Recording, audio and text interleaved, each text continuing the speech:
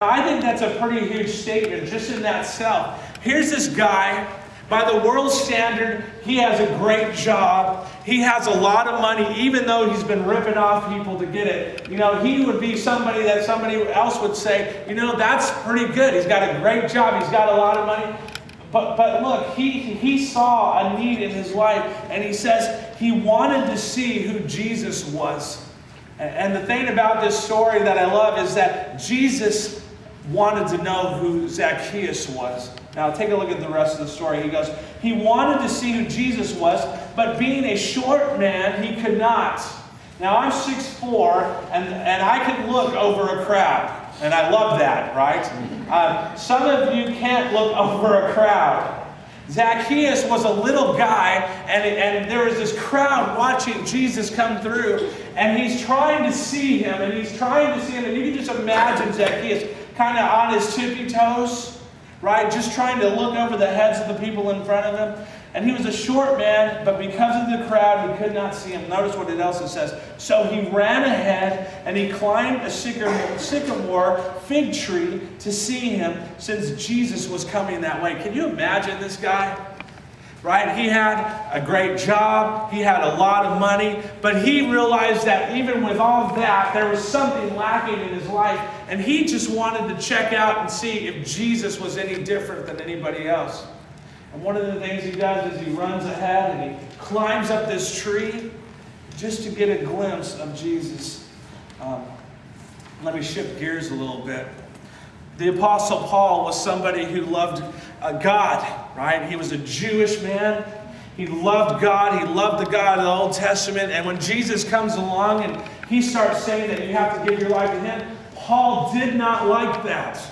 And because he was so zealous and so on fire for God, the Bible says that he persecuted the church. He actually would go and he would ask the religious leaders of a certain town, would you guys give me the permission and give me the authority to go and arrest other Christians? Because I want to squelch the name of Jesus. The Apostle Paul had an experience one day when he was going along this road, and Jesus himself shows up and he says, Paul, why are you persecuting me? Why are you trying to squelch what I'm doing? And the Bible talks about how Paul gave his life to Christ. I want you to notice this as he's reflecting on his life. Paul is looking at everything that he had in his life. And I just want to point out a few things. Take a look at your Bible in Philippians chapter 3 and verse 4, in the middle of verse 4. It says, if anyone thinks he has a reason to put confidence in the flesh, I have more. What does that mean? Paul just says, look, if anybody has a reason to boast about their life or brag about something, it's me. Regardless of what anybody else is saying, if you want to say that you have your life all together, he goes, look, I even have more of it together than you do. I love this when he goes this, I have more. He says he was circumcised on the 8th day. He was of the people of Israel. Why is that important? Because that's God's people. The Jewish people were God's people. And God had this special relationship with God. And notice this, he was of the tribe of Benjamin. He was a Hebrew of Hebrews. In regard to the law, he was a Pharisee. What does that mean? He was on fire for God. That he knew the Word of God, and he tried to live it to the very best of his ability. Notice what it says. As far as zeal, as far as my passion for God, I persecuted the church. As for legalistic righteousness, I was faultless. Paul just says, look, if anybody has something to brag about, it's me. I'm a Jew. I love the Lord. I'm so on fire for God, so much so that I was willing to persecute any Christian.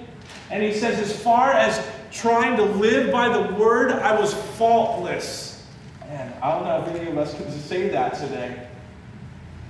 Paul had this idea of it, just by the way he lived, that he could gain something with God. And that was his life. Notice how the story goes on your outline.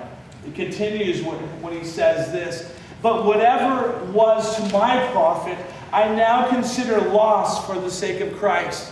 He goes, even though I had all that, even though I was this Jew who was on fire for God, he goes, I just consider that as nothing for God. Notice what he says. What is more, I consider everything a loss compared to the surpassing greatness of knowing Christ Jesus my Lord, for whose sake I have lost. How many things did he lose, guys? All things.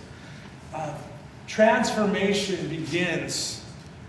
Changing your life begins when you say, there's got to be something more than what I'm just doing here.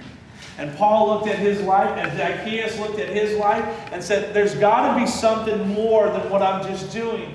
Notice what he goes on to say, I consider them rubbish, that I may gain Christ and be found in him, having not a righteousness that comes from the law, but that which is through faith in Christ. The Apostle Paul says, look, it doesn't matter how great I am. If I don't have Christ in my life, I'm nothing. And I can't try to just do certain things to get on God's good side. I have to come through Jesus. And he says, look, my righteousness doesn't come from obeying some sort of law. It comes through faith in Christ. The righteousness that comes from God is by faith. And I love that. You can't earn salvation. You can't earn God's good favor. All you have to do is say, God, I need you in my life.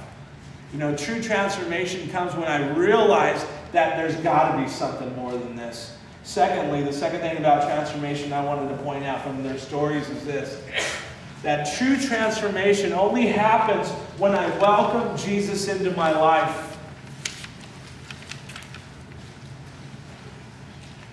If you want change, if you want to be different in your life, it only happens when you welcome Jesus in your life.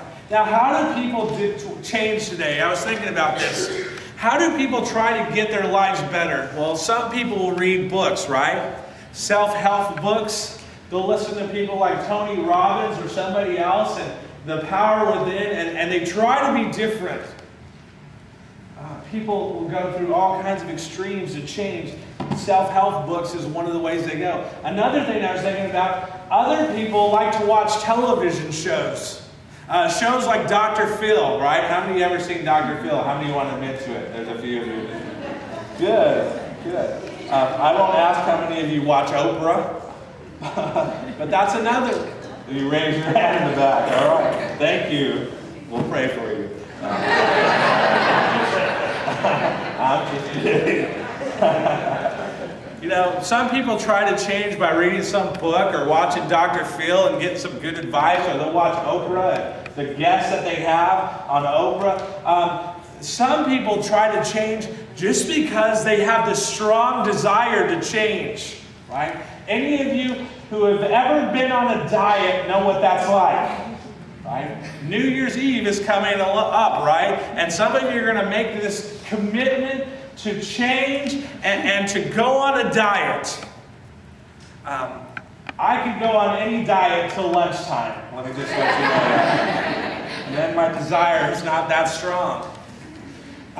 True transformation, guys, if you want to be different in your life, true transformation can only come by welcoming Jesus into your life. Now, why, Pastor? Why is that true? Because the Bible says that God is your creator. He wrote the design for you. He had the instruction book when He formed you. The Bible says that you are fearfully and wonderfully made, and that God is your creator, and that only God can show you what He truly wants for your life. You can find some great advice from Oprah and Dr. Phil. You can find some great advice in reading a book. But if you really want to know what you're here for, you've got to ask the one who created you. And you only get that when you ask Jesus into your life. I want you to take a look at Zacchaeus. He climbs up this tree, right? He's in this tree. It goes on to say, when Jesus reached that spot, He looked up and said to him, Zacchaeus, come down immediately. I must stay at your house. When, guys? Today. Do you notice the sense of urgency in Jesus' tone? Zacchaeus, come down immediately. I must stay at your house today. So he came down at once and he welcomed him gladly. You know, the time to give your life to God is not when you're old, right? It's today.